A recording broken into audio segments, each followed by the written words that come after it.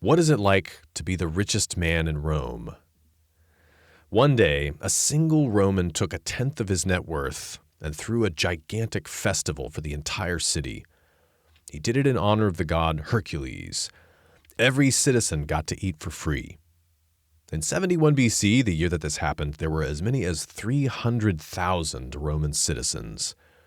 And the entire population of the city of Rome itself was maybe 800,000 people. It's quite possibly the largest city in the world at this time. Think of the scale of that kind of operation for a moment. Tables lining every public square and every side street. Table servers to distribute the food. And when you have a feast like this in Rome, you don't just slaughter the animals off-site in a butcher shop. You ritually sacrifice them in the city's temples. Think of all the priests, the ritual attendants, their festival garb, all the smoke filling the city.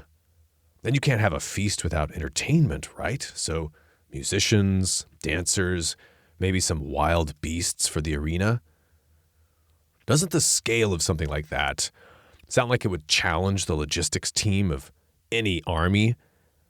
And the guest list at this feast was much larger than any ancient army ever was. And doesn't this sound expensive? Well, the host of this party was only getting started, because with the remainder of that 1/10 of his net worth, he gave a massive gift to the people of Rome. He gave every Roman citizen 3 entire months worth of living expenses. What would it be like to be the man whose name was on everybody's lips that day and for those 3 months afterwards? Maybe it's more interesting, though, to ask, what does it take to become that man? To build a great, legendary fortune, to become a real estate mogul, a mining tycoon, a ship owner, a financier of political campaigns and foreign investment cartels? Maybe, though, the most interesting thing to ask is, how should you spend a fortune like that? The subject of this biography would look at the way that most wealthy people spend their fortunes these days. Yachts, planes, private estates, effective altruism. And he would have thought, how boring. Can you imagine Jeff Bezos funding and emceeing a party that fed every person in New York City for a day? Can you imagine Elon Musk leading a giant tank column he personally financed into Iran, marching at the head of 100,000 of his own soldiers? Well, the man that we're talking about here is Marcus Licinius Crassus. During the days when Julius Caesar was beginning his career, it was Crassus who was known as the richest man in Rome. If you've heard of Crassus, chances are that's how Crassus's wealth is the thing that people talk about the most. So much so that he's often a kind of a stock character in a morality tale on the corrupting power of greed. He shows up as a classic example of the vice of avarice in Dante's Divine Comedy, the story of a descent into hell. Crassus was world-class at making money, and that is inevitably going to win you some detractors. But Crassus was also world-class at spending money, and he spent it with a singular ambition to do great things. And it was that quality, more than the first, that made him as famous as he became. Another place you might hear about Crassus is when people talk about Rome's most famous slave revolt, the war with Spartacus. If you've seen the 1960 film Spartacus with Kirk Douglas, directed by Stanley Kubrick, you might remember Crassus as the villain in that story. He's played by Laurence Olivier. Great casting. Spartacus was a real person, and we're going to tell the story in this episode. So from making a fortune to commanding armies, Crassus was a man of many talents. In fact, before Crassus marched his army into Iran in 54 BC in his famous ill-fated Persian expedition, if you were a Roman senator and someone asked you, what man is most likely to rule Rome for himself as dictator, you wouldn't have said Julius Caesar, the man who actually ended up doing that less than 10 years later. You would have said it was Crassus that was most likely to do that. He was wildly popular with the common people. And for the political classes, he was the most feared man in Rome. So before Caesar, there was Crassus. And Crassus was actually instrumental in Julius Caesar's rise. You could almost consider Julius Caesar as a kind of protege of Crassus. Crassus was about 14 years older. Well, whether you end up liking him or not, whether in the end you think he deserves to be rehabilitated or condemned to the inferno, if you look at what he achieved in his lifetime, the fortune that he personally built, the armies he led, the power he amassed, and the history he changed, I think you're going to be forced to admit that Marcus Crassus was not just one of the greatest business minds, but one of the greatest political minds that ever lived.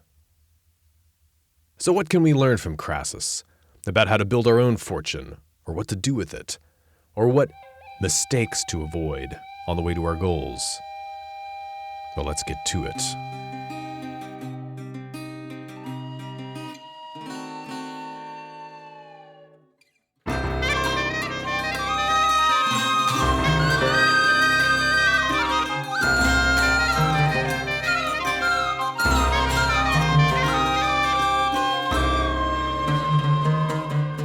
I'm Alex Petkus, and you are listening to The Cost of Glory, where it is our mission to retell the lives of the great Greek and Roman heroes, following the lead of the ancient Greek philosopher, biographer, Plutarch.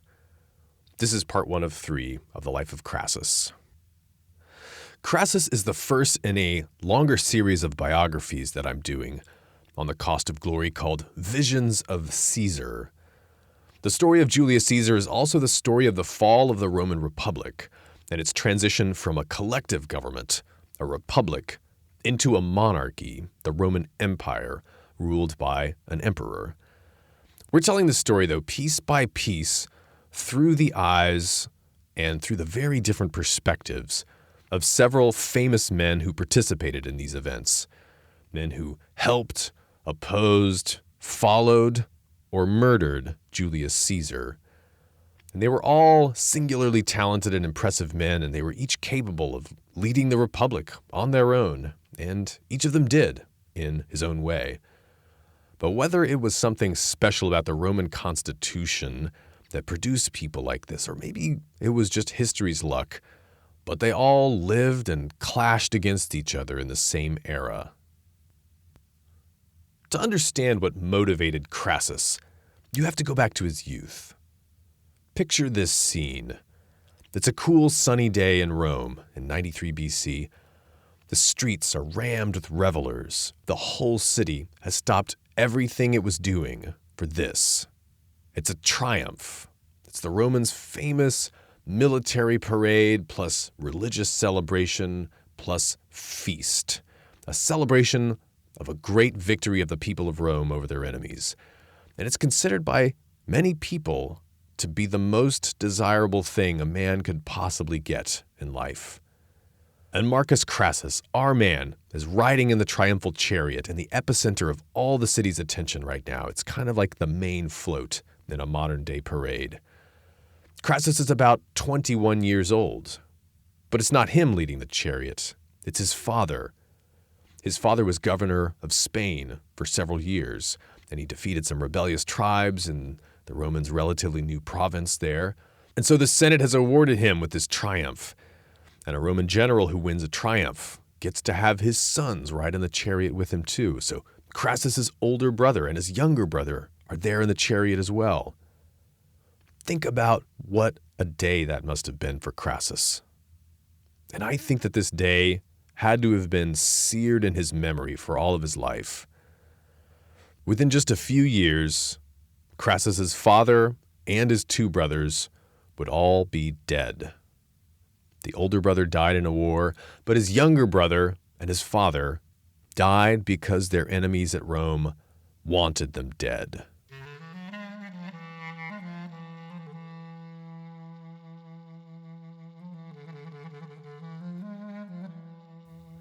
Crassus lived in turbulent times for Rome ever since his youth. He was born around 115 BC.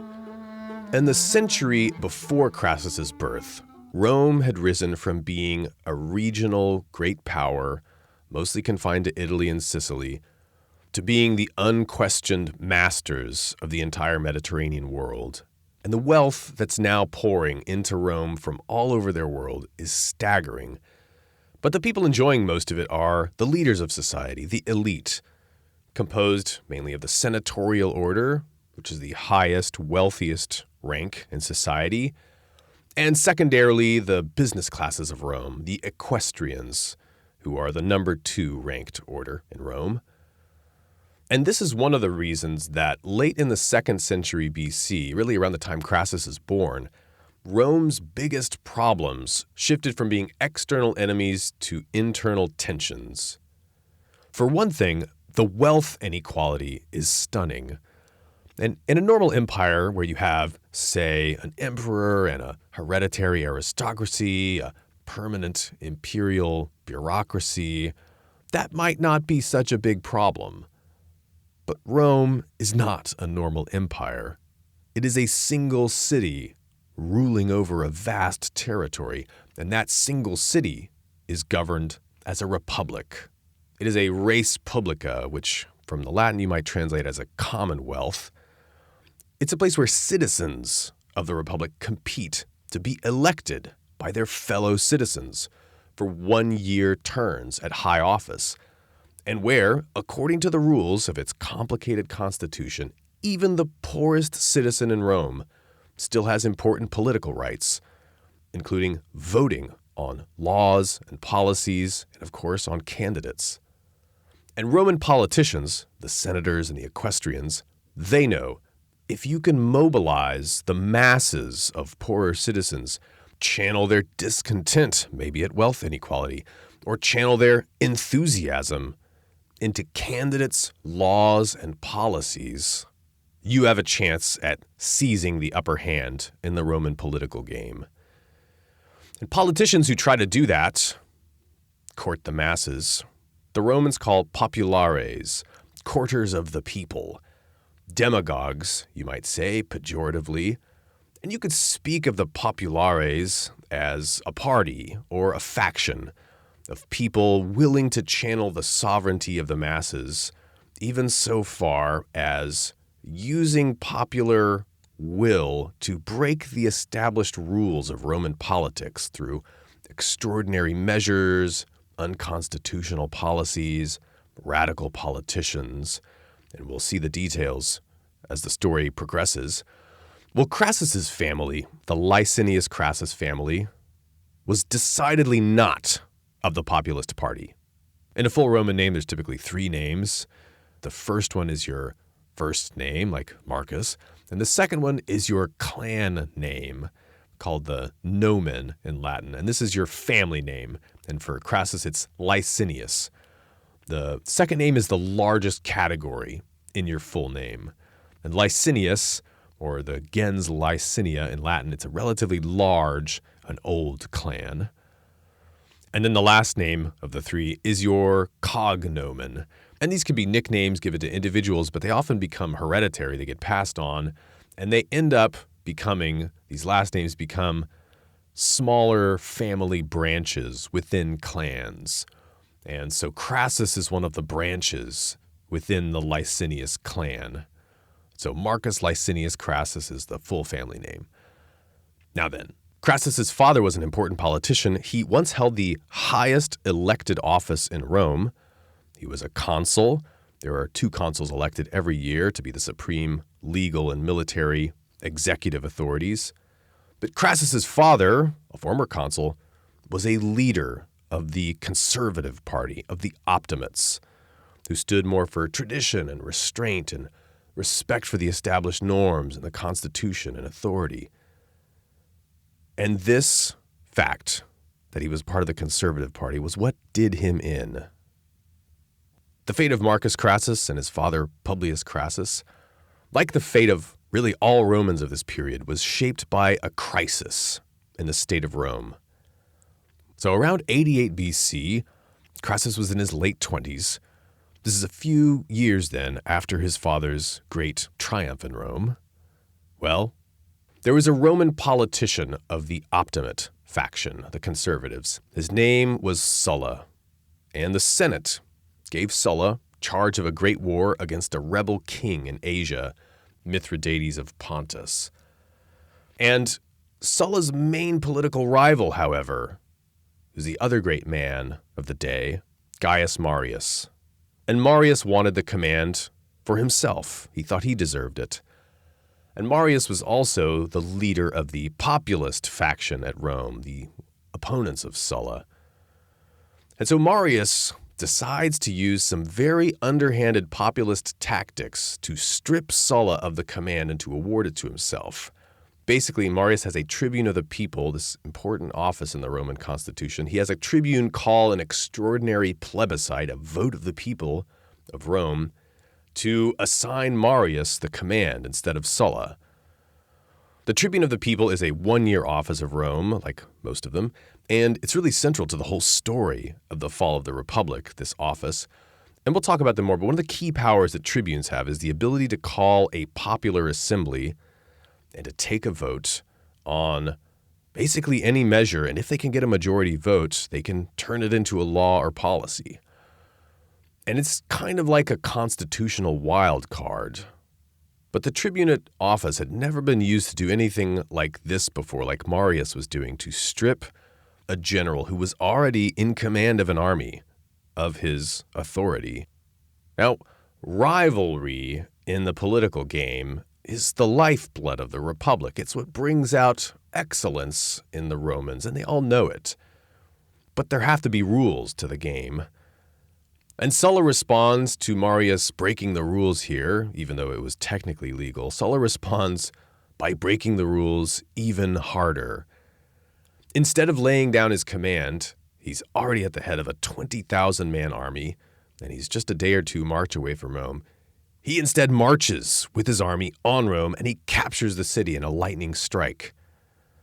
And this is another precedent that Crassus was going to keep in mind, and one that was going to haunt the Republic for the rest of its days, its limited days. Generals using mobilized Roman armies to force their will. Well, Sulla captures the city, and he declares Marius a public enemy, and Marius escapes the city. Sulla has a few people executed, but he doesn't catch Marius. And Sulla then leaves the city, and he marches east to fight the war that he was already planning to fight against Mithridates. But then Marius returns from exile. He raises an army, and he comes back with some of his associates, and they capture the city back forcefully. And there's a bloody siege, and the city comes near starving. And eventually, Marius and the populists take back control of the city, while Sulla is off east.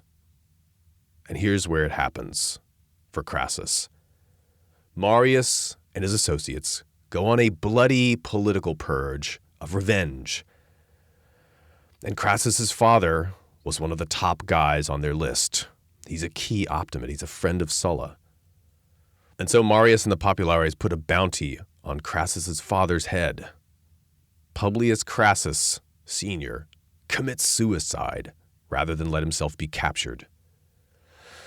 But they find his corpse, they cut off his head, and they hang it from the speaker's platform in the forum, which is called the rostra. And then Marius's guys hunt down Crassus's younger brother, and they murder him, and they give his head the same treatment. Crassus, however, escapes. When he gets out of Rome, Crassus heads to Spain, and he and a few friends find their way to an estate on the coast that belonged to what seems to be an old friend of his father's. And Crassus hides out there in a cave by the seashore, and this family friend who owns the property sends him supplies. But they agree never to see each other because there are men in Spain that are friends of Marius who are looking for dissidents, looking to eliminate threats to the new populares regime in Rome. And Crassus is 27 years old. And the story is that he lives there in that cave for 3 years in hiding.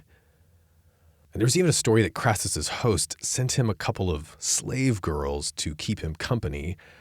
Plutarch reports on this. He says, Fenestella, that's a Roman writer from around this period that Plutarch is using as a source.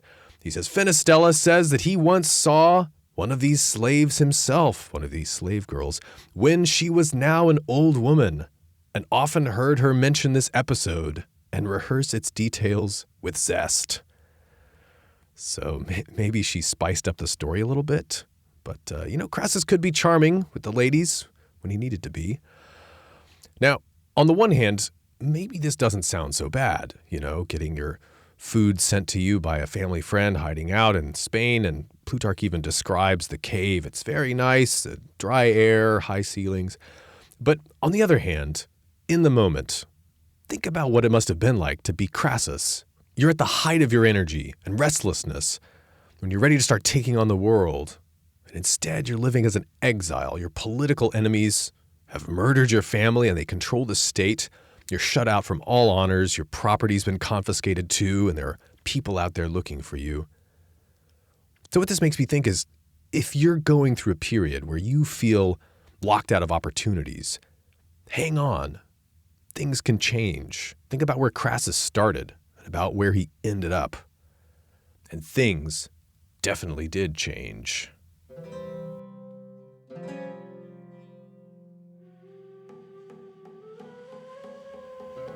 In 84 BC, Sulla finishes his war in the east.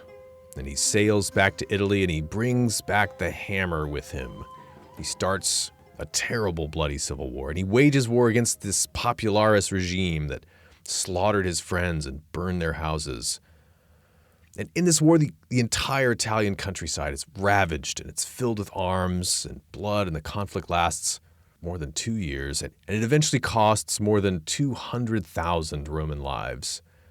And once Sulla is on the move toward Rome, though, Crassus sees this is an opportunity. He wastes no time. He sets out for Italy from his cave, and he knows which side he's going to be on in the war. Of course, he's going to be on the side of Sulla, but he doesn't want to show up empty-handed. So as he's on his way, he goes around Spain and he recruits a large, several thousand strong force of soldiers to fight under himself personally. I think this really shows you Crassus's initiative here. He sees a big opportunity to bet on the man that he thinks is going to be in charge of Rome. When the dust of war settles, he's going to be in a good position. And, he bets right. Sulla, in the course of the war, wants to recruit some troops, and he wants Crassus to do it. By this point, Crassus has joined up with Sulla. He's, fighting officially in Sulla's forces. And so the place that Sulla wants to recruit these troops from, this friendly area of Italy, to get there, Crassus is going to have to cross through very hostile territory filled with warlike enemies. And Crassus asks Sulla for a military escort to help him get through the hostile territory. And Sulla gives him a kind of annoyed laugh, and he says, "Crassus, I give you as an escort your father, your brother, your friends, and your kinsmen, who were illegally and unjustly put to death, and whose murderers I am bringing to justice."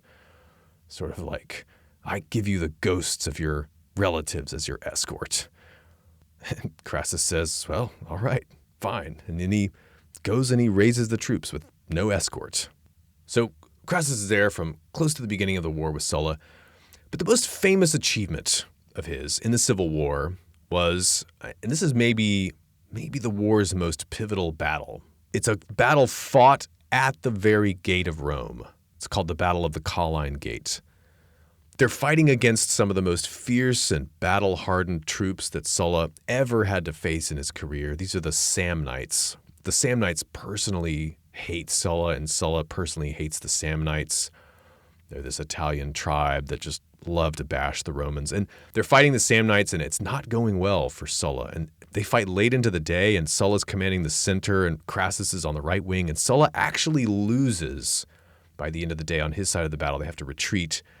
And Sulla thinks that for a while he's lost the battle entirely, that he's maybe even lost the war. But what actually happened is that Crassus was so brilliantly victorious on his right wing that he chased the enemy several miles away as darkness was settling. And he apparently left no trace behind, such that it's morning by the time that Sulla realizes that Crassus has won the battle for him and maybe saved the whole war effort.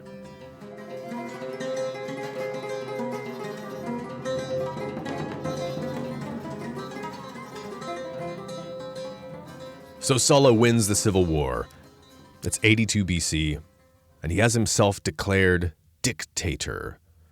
And dictator is an ancient office of the Republic that gives a magistrate absolute dictatorial authority for a limited period of time to do something special, necessary for the salvation of the state. So went the reasoning. And it's been defunct for centuries, but Sulla resurrects it.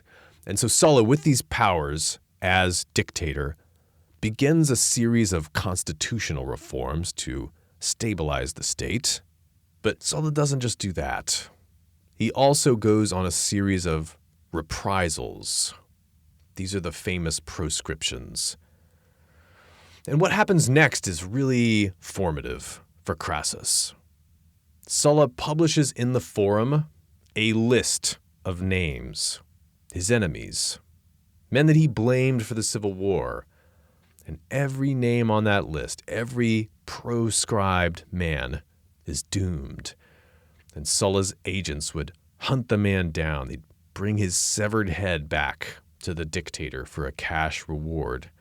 So he kind of learned from the lesson of Marius, but he 10x'd it. There were as many as 1,000 people proscribed in this period, some of the richest men in Rome. And so when you're proscribed, your entire family property is also confiscated. And so just to give you an idea of what's going on here, what Sulla would do, say your neighbor is one of the populares and the losers of the Civil War. Well, his name goes on the list.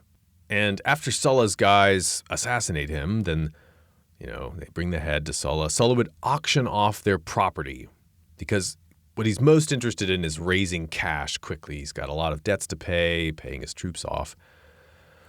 I said auction. Maybe auction is not the right word because often these estates didn't even go to the highest bidder, and it wasn't always public. I mean, often they went to people that Sulla wanted to do a favor for. So he'd give a friend or an associate a really low price on a plum piece of land or urban real estate.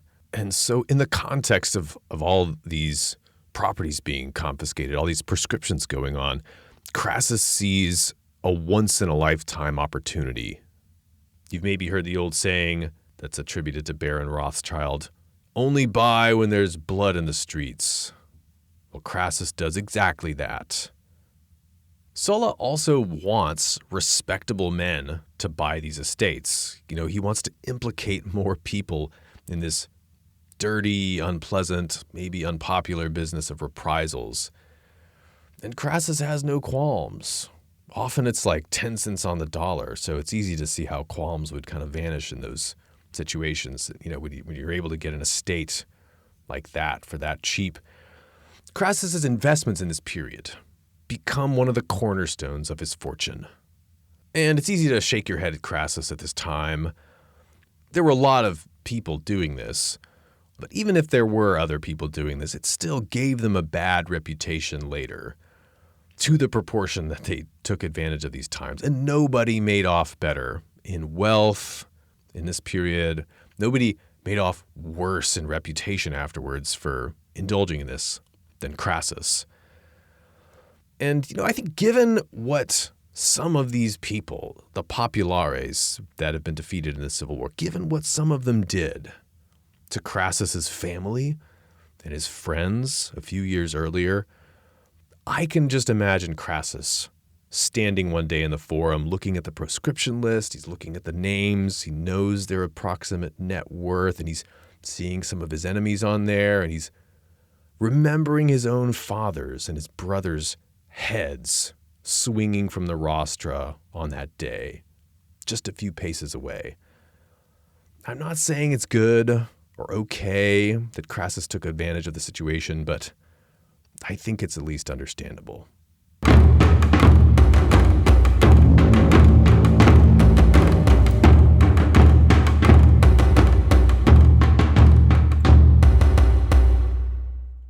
Now, it was back in the very beginning of the Civil War, right when Crassus first came to Sulla, that Crassus met his lifetime rival, Pompey, Gnaeus Pompeius, later known as Pompey the Great.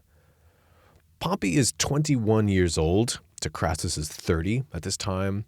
Crassus's family is more distinguished. Pompey is from the equestrian rank. His father was a new man. So Pompey's not a senatorial like Crassus. However, Pompey has also realized something that Crassus did, and so did men like Napoleon in the past, that in times of chaos, such as a civil war or a revolution, you can sometimes kick over the hurdles that age and class and rank normally place in front of an ambitious young man. So Pompey shows up at Sulla's camp with twice as many soldiers as Crassus did. He comes with 5,000 instead of Crassus's 2,500. And Pompey's soldiers weren't just new recruits like Crassus's soldiers. They were hardened veterans. That's because they were actually Pompey's father's legion originally, but his father, conveniently for Pompey, died while in command of that army in Italy right around the time that Sulla came. And the young Pompey convinced these soldiers to follow him. Sulla was the one who later gave Pompey that famous unofficial epithet, the Great, which is Magnus in Latin. And this eventually did become an official title of Pompey's, but at the time it was informal. So one time later on, someone comes up to Crassus and says, "Pompeius Magnus is coming." And Crassus takes the opportunity to make a joke, a little barb there. And so in Latin, the phrase Pompeius Magnus is coming is venit Pompeius Magnus. And that can also mean a big Pompeius is coming. And Crassus, so, somebody says, Pompeius Magnus is coming. And Crassus says, how big? Quantus, how big a Pompeius? It's funny in Latin. Well, during the Civil War, and especially after it, young Pompey looks like he's got the upper hand in their rivalry. He's shining, he's youthful, he's got this baby face, and his cheeks blush whenever he's at the center of attention in public. And the Romans are inclined to take that as a sign of his modesty, which they very much like in young men.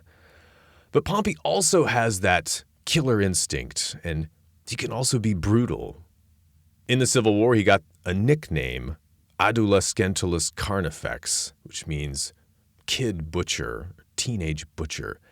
That was after he summarily executed a former consul that he had defeated and captured in the Civil War. And the Romans find this combination of boyish charisma on the one hand and hard, cold, soldierly toughness just irresistible. They love Pompey. And this pattern of Pompey kind of being on the rise goes on over the next few years. After the Civil War, Sulla uses him on favors. He sends Pompey and not Crassus on a mission to mop up Civil War holdouts in Africa. And then after he defeats some Roman rebel forces in Africa, Pompey comes back to Rome, and he even manages at this point to extract from Sulla that most coveted prize, a triumphal parade in celebration of his victory. Sulla is hesitant both because Pompey would be the youngest triumpher ever in Roman history, and that would probably bring a lot of indignation upon Sulla, in his opinion, but also because the victory was a victory in a civil war, which is really in bad taste to celebrate a triumph over civil enemies. But Pompey is just so wildly popular with the people that Sulla eventually decides he can't deny him. So Pompey very popular. But soon after all of this, Sulla dies, not long after winning the Civil War in 78 BC. The Senate, at this point, recognizing Pompey's popularity, they reluctantly again agree to send Pompey to fight in the remainder of the Civil War that's going on in Spain against Sertorius. Sertorius is the last and the greatest of the Roman Civil War dissidents. Sertorius has turned all of Spain basically into a rogue state.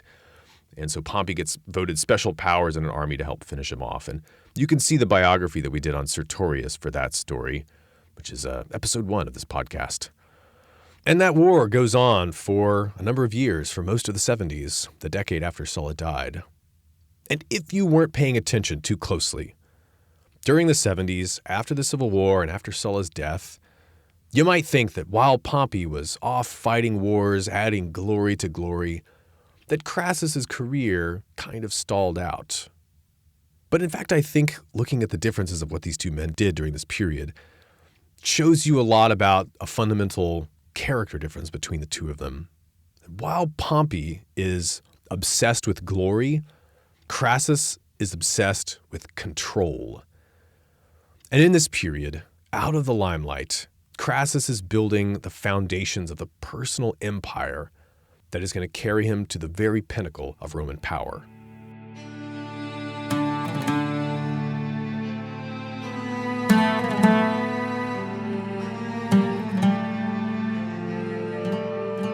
Crassus knows that he wants to play the political game, and he's always looking for opportunities. So here's what he sees when he looks at Rome in this period that we're talking about here, when it's reeling from the Civil War and it's adjusting to Sulla's sweeping constitutional reforms. And Sulla's dead now.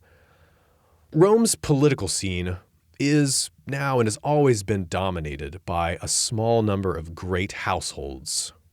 Even within the Senate, even within the senatorial ranks, even among the high magistrates, there's a pecking order. There's a steep hierarchy.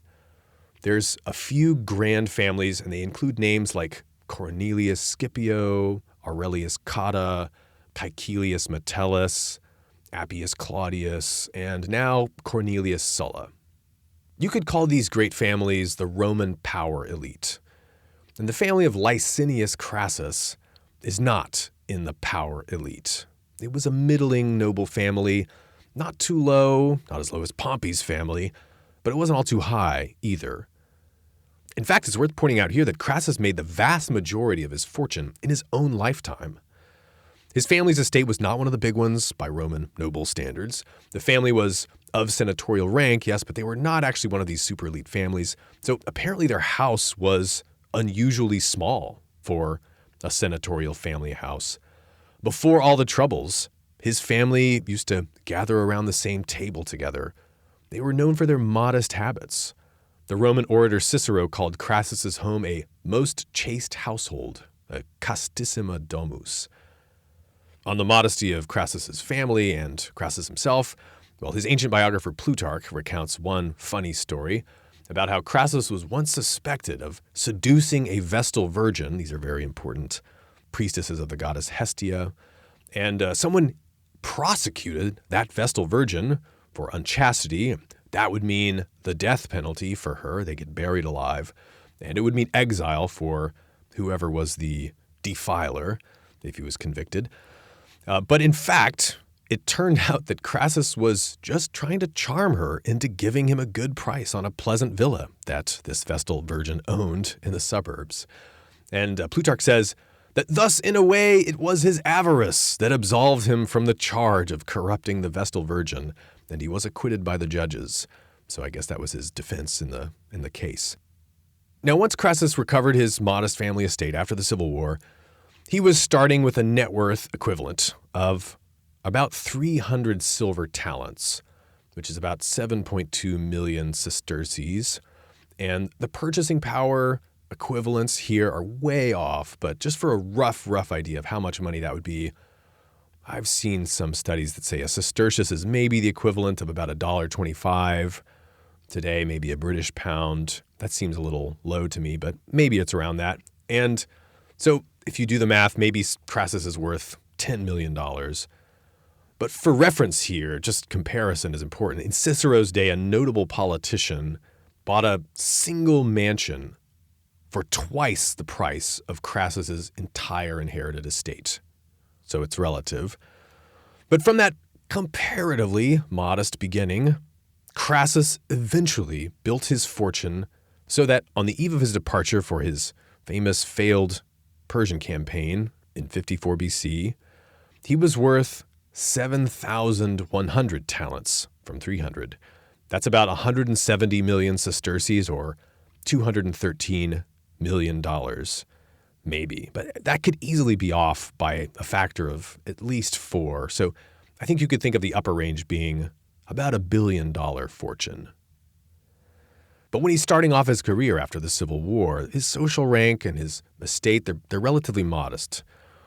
So these top families, these grand names of the power elite, Crassus knows these people, and he sees that if he uses the patronage of one of these great family bosses, say a Metellus, to boost his early career in politics, to give him a leg up in a key election, he's likely to end up indebted to that family politically for his whole life.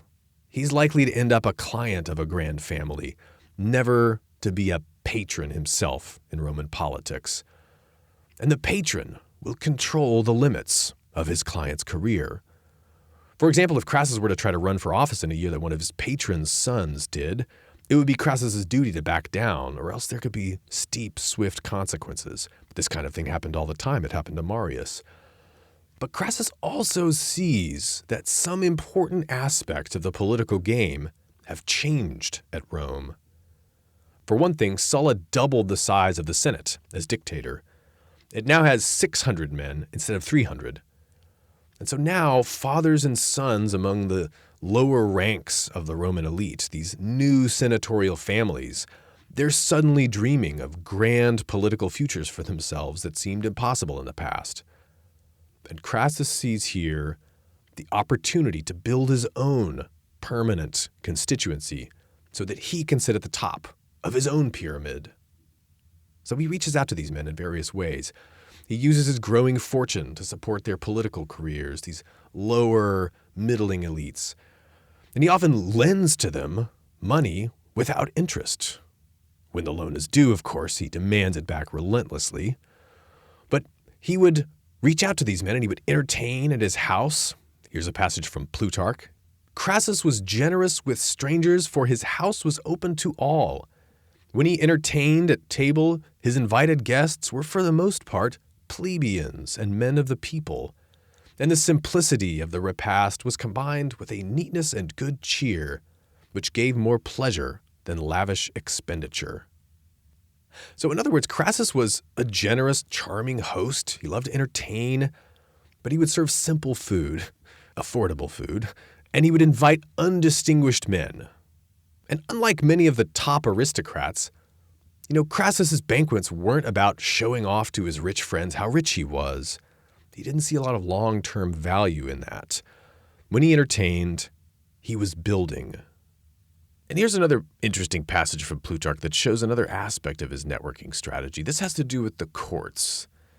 The Roman courts were very political institutions. People are always getting prosecuted for bribery, extortion, unconstitutional proposals, mismanagement, sometimes justly, probably often very justly and often not justly, but it's all part of the Roman game of status. And litigation in the political courts is very much a spectator sport. It's a show where you can see great men dueling it out over the issues of the day. But so here's Plutarch, here's the passage. As for his literary pursuits, he cultivated chiefly the art of speaking, which was of general service. The art of speaking in the courts he's talking about. And after making himself one of the most powerful speakers at Rome, his care and application enabled him to surpass those who were most gifted by nature. Note the implication here is he's not that gifted by nature, but he applies himself. For there was no case, they say, however trifling and even contemptible it might be, which he undertook without preparation.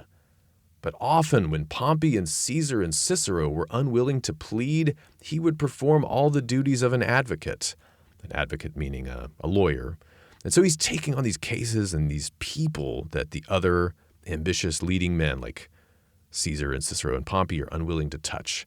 Continuing on with Plutarch here. And on this account, he became more popular than they, being esteemed a careful man, and one who was ready always with his help. He pleased people also by the kindly and unaffected manner with which he clasped their hands and addressed them, for he never met a Roman so obscure and lowly that he did not return his greeting and call him by name. So, end quote. So Crassus was the kind of guy that he would see you on the street and he would say, "Hey, Alex," and you'd say, Crassus knows my name, that great man. So when you're building a network, you can think of it in terms of allying with a few key high-profile people or a whole lot of mid and low-rank people. And Crassus decides to do the second kind, the kind of quantity over quality approach, you might call it. But he took the time to learn their names. And this practice of his, pleading constantly in the law courts, as a side benefit, it gives him the opportunity, importantly, to get a lot of reps in practicing his speaking skills, which is really key for anyone aspiring to greatness at Rome, probably today as well. And Cicero says that Crassus had only a moderate rhetorical training and even less natural endowment as a speaker, but he practiced at it, and he became one of the city's top lawyers. So Crassus is pleading for his clients. Often these are needy, mid-ranking political men instead of the flashy name brands. And like Cicero, Crassus, by the way, he prefers to play the defense in court rather than the prosecution. And then after he does this for these defendants, at least some of these guys are going to become lifetime clients that owe Crassus favors. They become part of his support base. The Romans take this relationship between client and patron very seriously. If you're a patron, then clients show up at your door every morning to greet you and basically to ask if you need any favors done that day. But Crassus is also, at this time, spending a lot of energy building his fortune. One famous strategy that Plutarch describes is Crassus, over time, bought and also trained a team of 500 slaves who were all architects and builders. So he kind of owns his own private construction company. And he would wait until a fire swept through some part of the city, say low-income, multi-story apartment complexes. There are a lot of these in Rome. These are called insulae. These were often really cramped and close together and fire-prone, and fire would spread from one to the other. And he would wait till this would happen, and he would go to the owners of the insulae that were on fire, or the ones next to the ones that were on fire, that were about to catch on fire, and he would offer to buy them from their owners at, of course, very low prices. But he knew that he could rebuild them cheaply and make a profit. And, if you're an apartment building owner in the days before fire insurance, well, maybe that wasn't such a bad deal. So that's another way that Crassus positioned himself to take advantage of opportunities. Plutarch gives another insight here on Crassus's wealth and the general philosophy underlying it. Quote, "Though he owned so many artisans, like these builders and architects, he built no house for himself, other than the one in which he lived. Indeed, he used to say that men who were fond of building, houses for themselves, that is, that they were their own undoers and needed no other foes." This kind of makes you think of Robert Kiyosaki's advice, your house is not an asset, it's a liability. Now, moving on. And though he owned numberless silver mines and highly valuable tracts of land with laborers upon them, nevertheless, one might regard all this as nothing compared with the value of his slaves. So many and so capable were the slaves he possessed. Readers, amanuenses, that's like a secretary, silversmiths, stewards, table servants, and he himself directed their education and took part in it himself as a teacher. And in a word, he thought that the chief duty of the master was to care for his slaves as the living implements of household management. So, directing their own education, I think that's fascinating. These are the days, of course, when slavery was normal and it was thought of as just a fact of life. But the ancients realized that the way that you treat your slaves says a lot about your character. And Plutarch, who is no particular fan of Crassus, he still seems to admire the man on this point for realizing that, kind of like a wise investor, Crassus knows what his most important asset is, and it's people, it's talent. And so Crassus acts accordingly. He directs their education. He trains them himself. I think Crassus's investment in his human capital is related to a fact that is one of the keys that makes Crassus great, maybe destined for greatness. It's his CEO energy. He builds and then he runs a very complex organization. And some parts of that organization he doesn't need to literally own or employ. Some parts are his clients, some parts are his friends, some parts he does own. But he sees it all working together as this great system, the system of Crassus Inc., the Marcus Licinius Crassus political machine.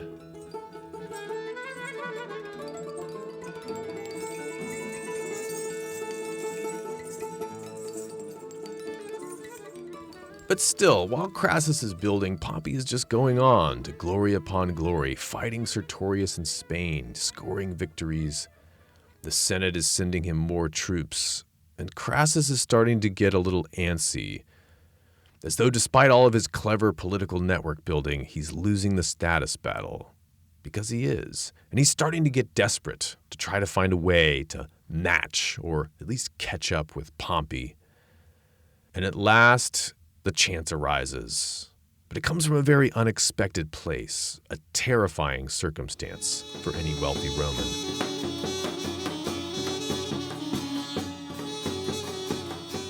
In 73 BC, the Romans hear about an incident at one of the gladiatorial schools in southern Italy, in Capua.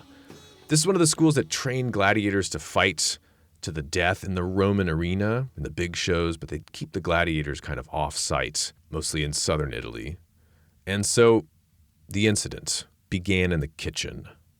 Gladiators are, of course, slaves, and the best were thought to be the ones who had been the most heinous criminals in life. They were the more violent ones that way. Well, 70 or so of these men break out of their cells where they're being held at their training school, and they bust into the kitchen, and they grab pots and pans and butcher's cleavers and grilling skewers and meat hooks, and they literally hack their way out of the school. They overwhelm the guards, and they escape to freedom.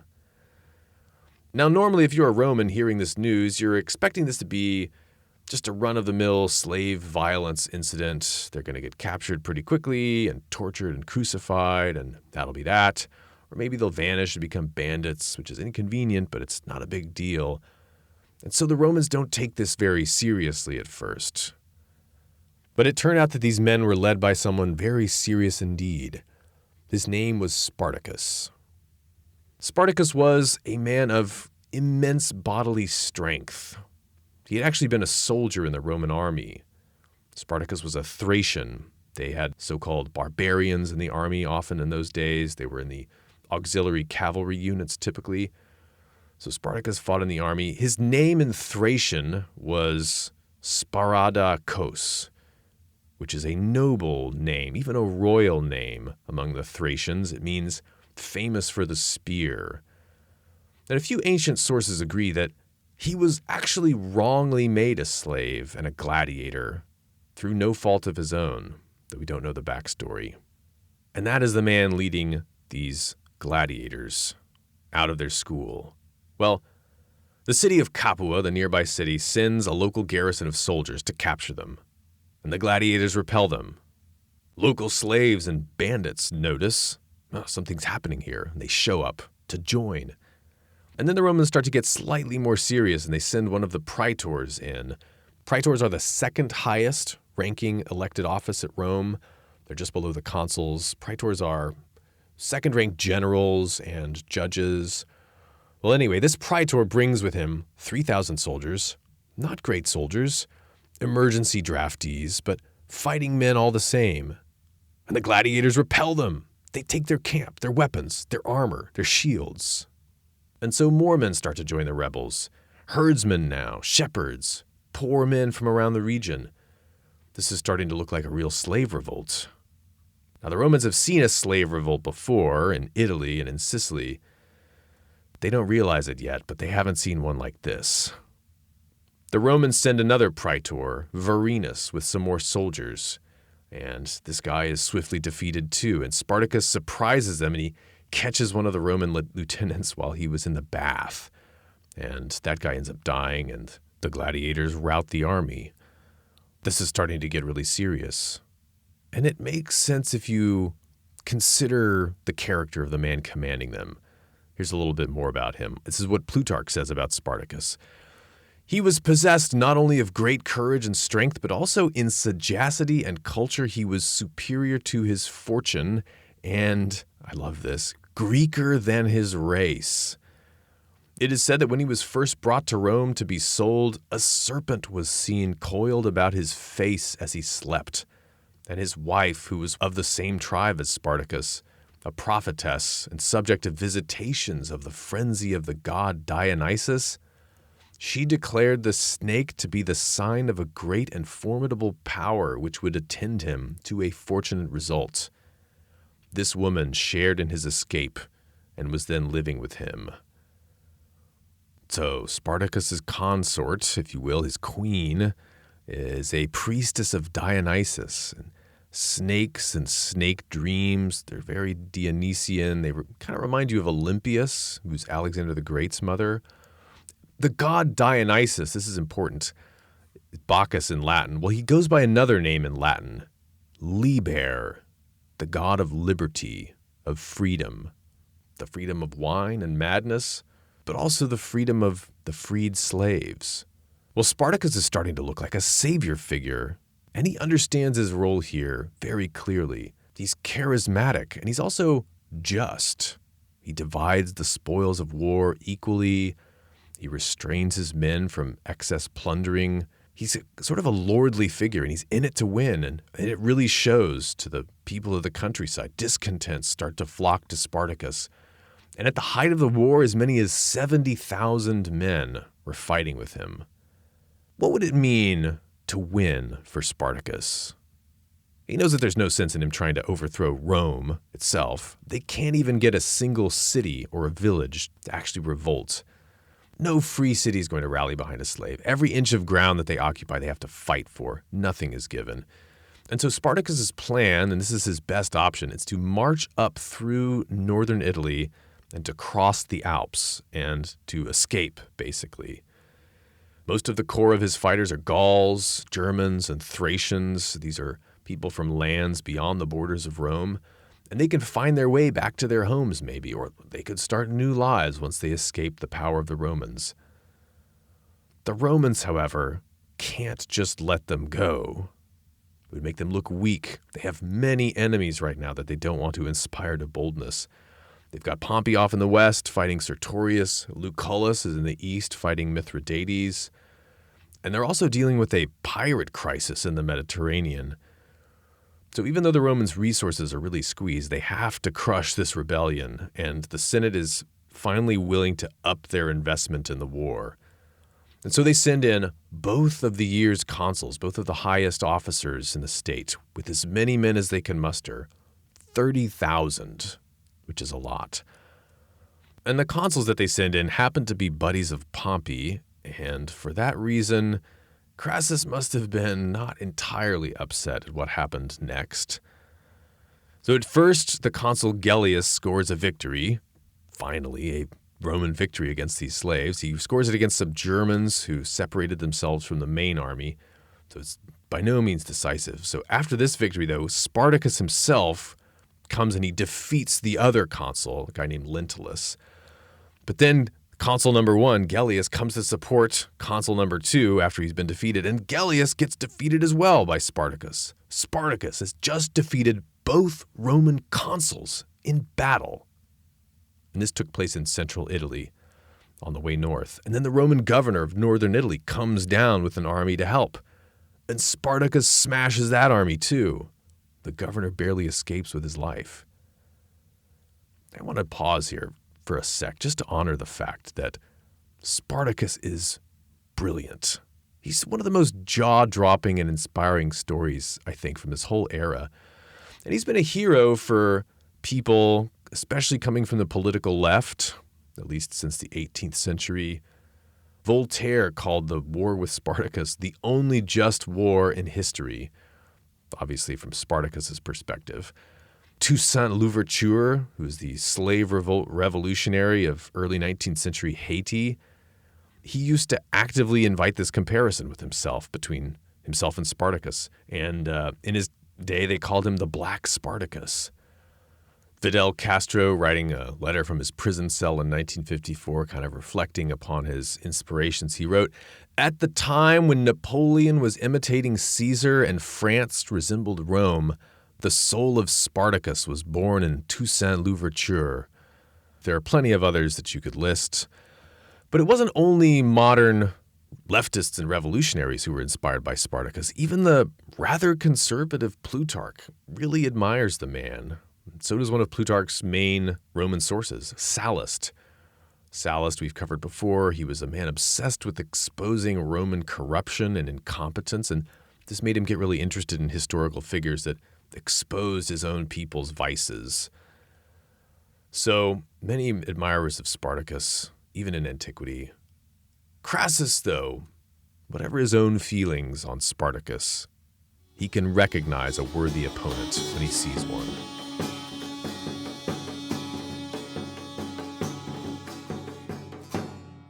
Crassus has been watching all of these developments with great interest. By now, the Romans are really panicked and they're desperate, and the nobles among the Senate are finally willing to do just about anything. They're even willing to allow someone they don't totally trust, who they know that they can't control because he has built his own constituency without reference to the great noble houses. They're willing to take a chance on letting that kind of guy solve the problem. And Crassus has been waiting to make his move until the stakes were high enough. So at last, he puts himself forward, and the Senate votes him the command. Even though he's just a private citizen now, but they vote him these extraordinary powers that give him near dictatorial control over the Italian countryside. Crassus raises 6 legions. A legion is about 5,000 men, so he raises 30,000 men. And on top of that, Crassus probably finances them himself. Armor, weapons, food, horses. He was later famous for saying, "No man is truly rich unless he can fund his own army." And this seems to be the first time that he or anyone actually did it on this scale. 6 legions. Meanwhile, the Romans have sent strong armies to guard the passes in the Alps. So Spartacus decided to abandon his escape route through the Alps. He's now leading his slave army south into the mountains of southern Italy. It's a wilder, more rugged region that they call Lucania. Spartacus is hoping to either somehow escape by the sea or to use the rougher terrain here to his advantage to get the Romans fighting in ways that they're not trained for. Guerrilla tactics, attrition war. And this makes things harder for Crassus, but we have to remember here Crassus's father's career as governor of western Spain, which had him warring against the wild tribes of Lusitania and similar terrain. Well, Crassus was on his father's staff there in Spain, so he knows how to do this. And his strategy against Spartacus is basically locate the enemy, isolate them, cut off their supplies, avoid battle, unless it's absolutely favorable on his own terms. And then when he strikes, to strike decisively. But before he can score any successes, one of Crassus's lieutenants makes a big mistake. Mummius was the guy's name. Well, Mummius had strict orders not to offer battle on any terms to the enemy, but he disobeys.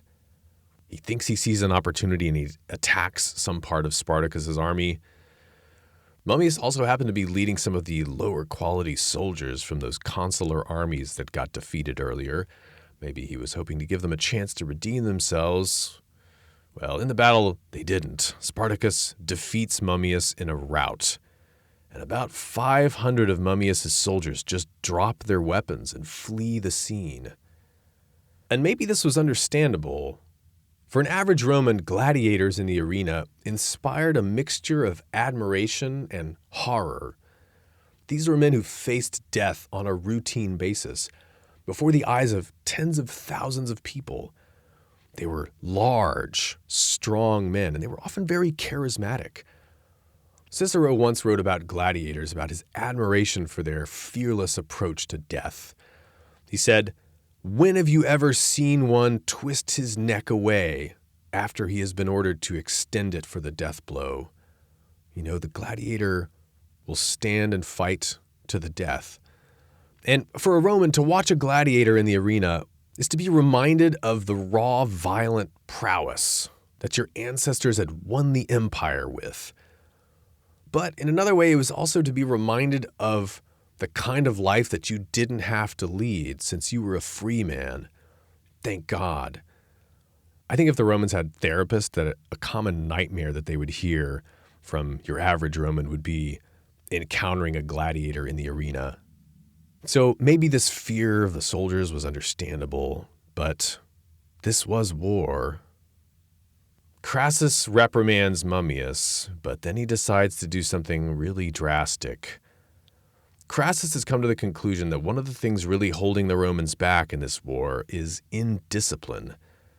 And actually, the famous politician Cato the Younger was a young soldier in one of these armies at the time, and we have him on record complaining that he saw a lot of indiscipline in the army in the Spartacus War, in the early days of the Spartacus War. So maybe Crassus was justified in doing what he did.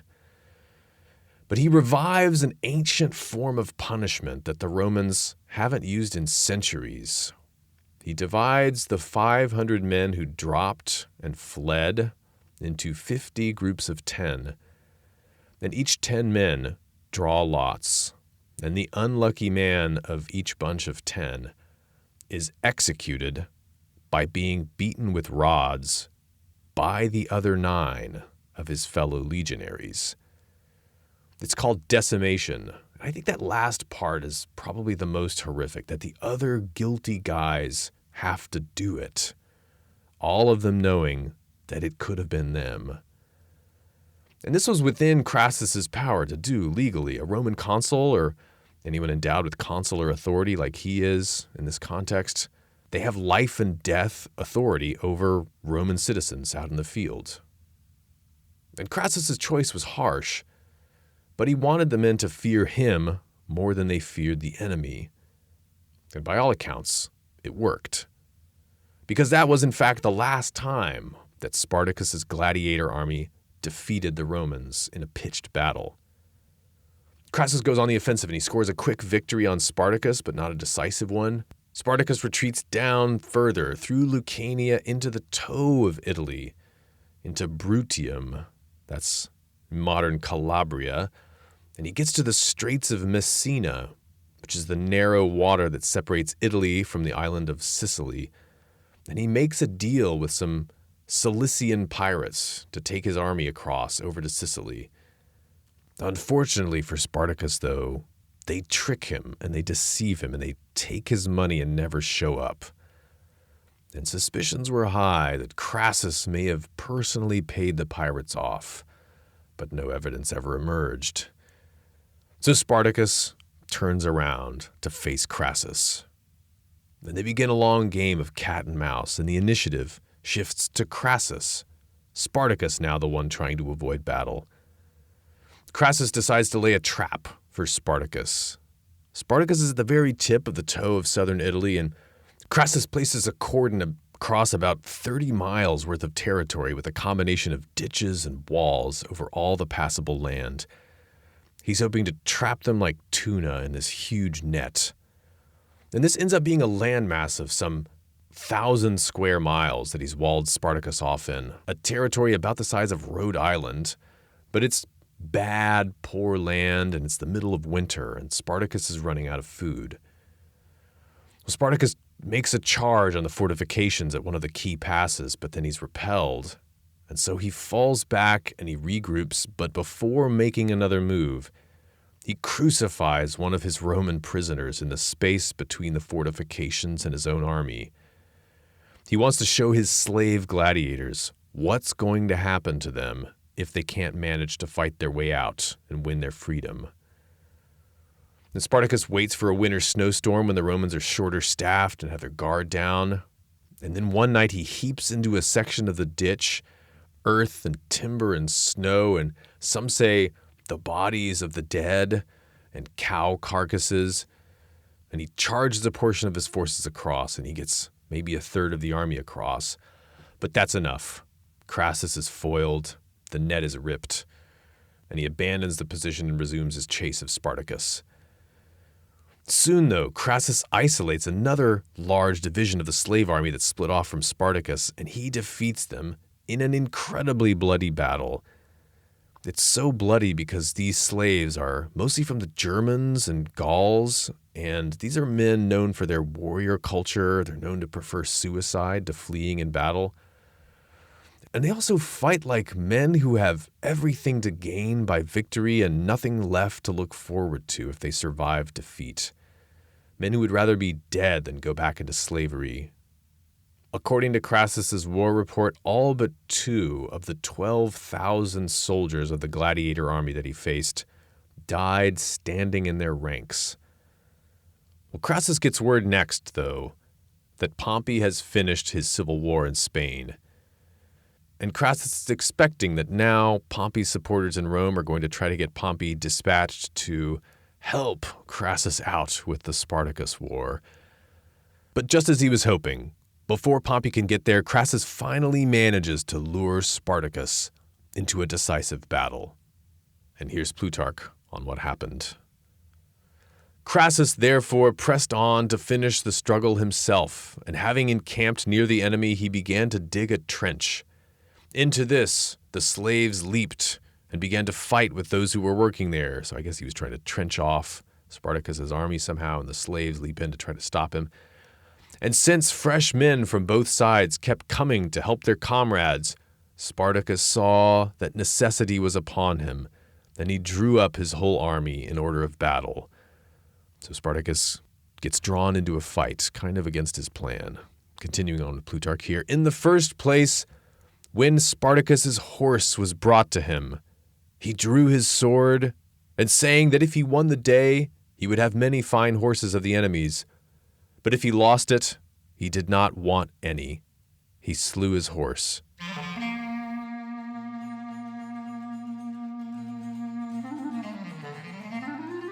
Then pushing his way towards Crassus himself, through many flying weapons and wounded men, he did not indeed reach him, but slew 2 centurions who fell upon him together. Finally, after his companions had taken to flight, Spartacus stood alone, surrounded by a multitude of foes, and was still defending himself when he was cut down.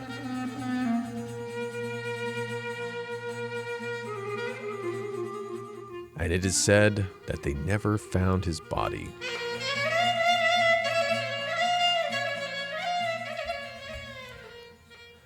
Well, after 2 years of ravaging and chaos in Italy, when Spartacus finally dies in this decisive battle, the war is over.